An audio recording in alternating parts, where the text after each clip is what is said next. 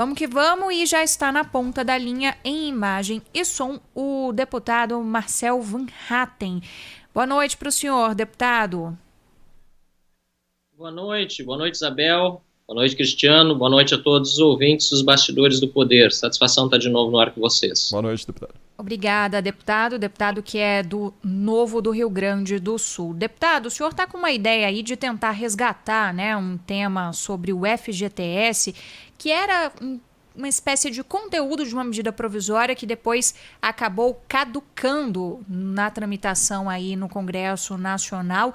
Por que agora tentar retomar essa possibilidade de um saque ampliado do FGTS?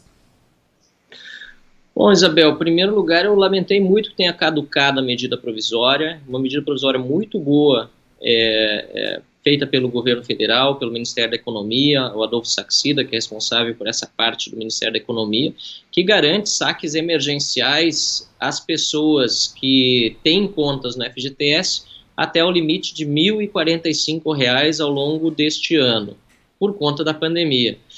Agora, quando caduca uma medida provisória dessas, e ela caducou também porque outras possibilidades de saques adicionais foram incluídas, tanto no meu relatório, como também por destaques apresentados por deputados e por senadores, quando caduca uma medida dessa, há uma insegurança jurídica.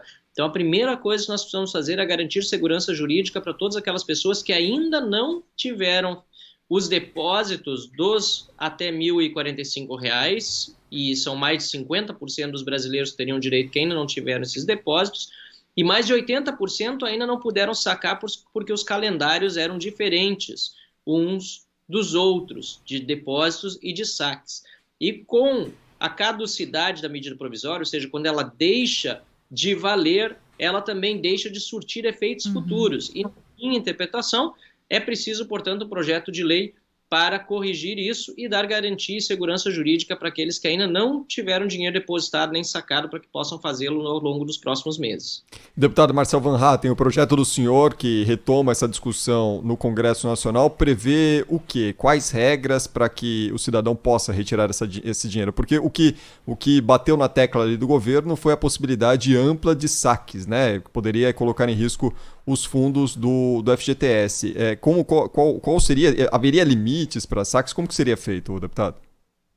Olha, acho que em primeiro lugar a gente precisa lembrar que a gente fez um relatório muito equilibrado, ouvindo todos os líderes, com um acordo inclusive do governo, tanto na Câmara, no relatório feito na Câmara, como depois no Senado, o líder do governo no Senado, o senador Fernando Bezerra, deu acordo também para o relatório que saiu de lá, que era dele inclusive, e que teve 72 votos a 0 e retornou à Câmara.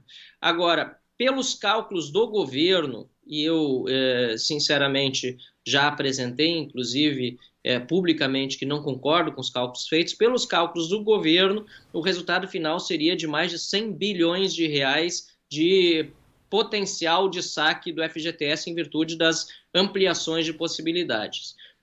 Dentre essas ampliações estavam possibilidades que eu considero absolutamente justas, uma vez que o dinheiro do FGTS é do trabalhador. Uma delas é a possibilidade do trabalhador demitido durante o período da pandemia poder sacar o seu FGTS integralmente, mesmo que ele seja optante do saque aniversário, que é aquela modalidade que ele pode tirar uma vez por ano um valor, né, pequeno, mas um valor que ele pode retirar todo ano do FGTS. O problema é que quem opta pelo saque aniversário fica preso na regra por 2 anos.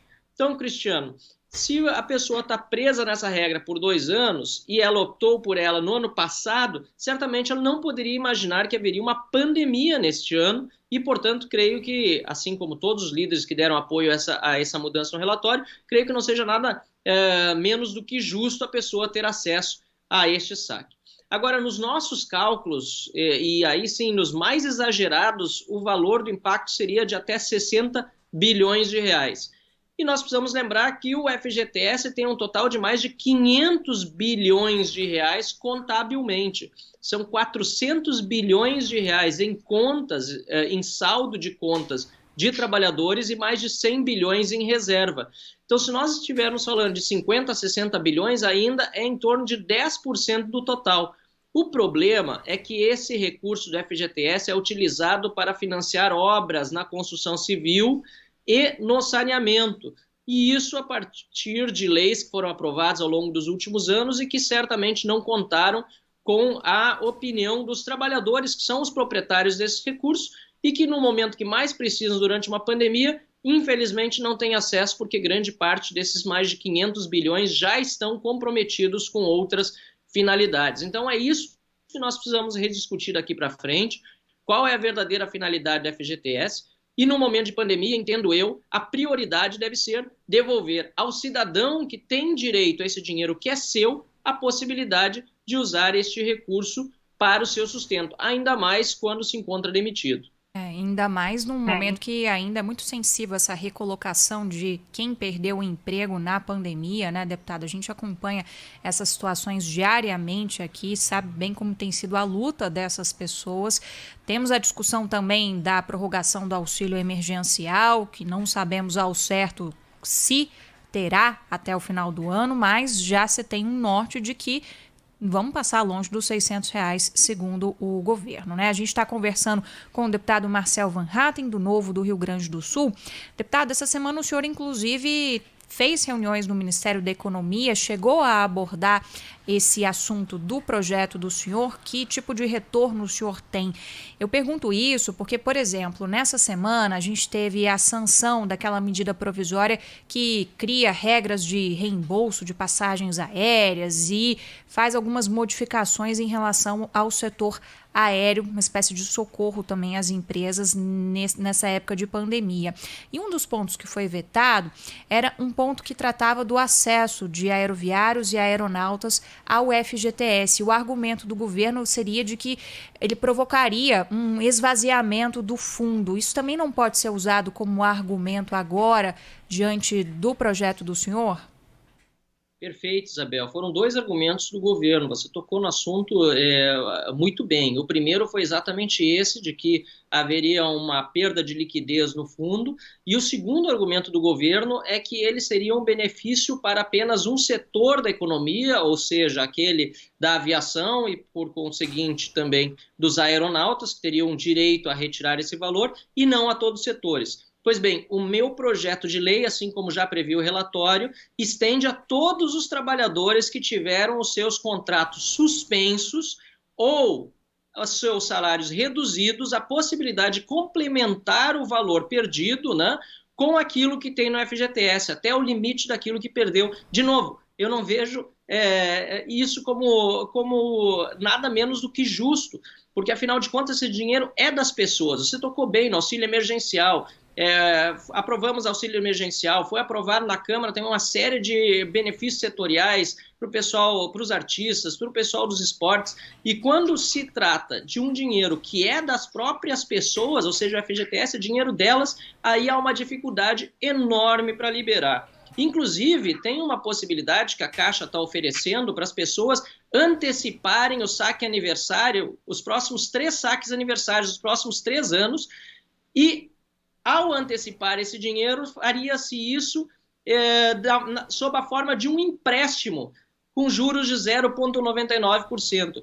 Eu considero isso um verdadeiro absurdo, porque você está dando para o cidadão a oportunidade, veja bem, de pegar emprestado do seu próprio dinheiro, antecipar o seu próprio dinheiro, os 3 anos de saques aniversários futuros, pagando juros para o banco oficial.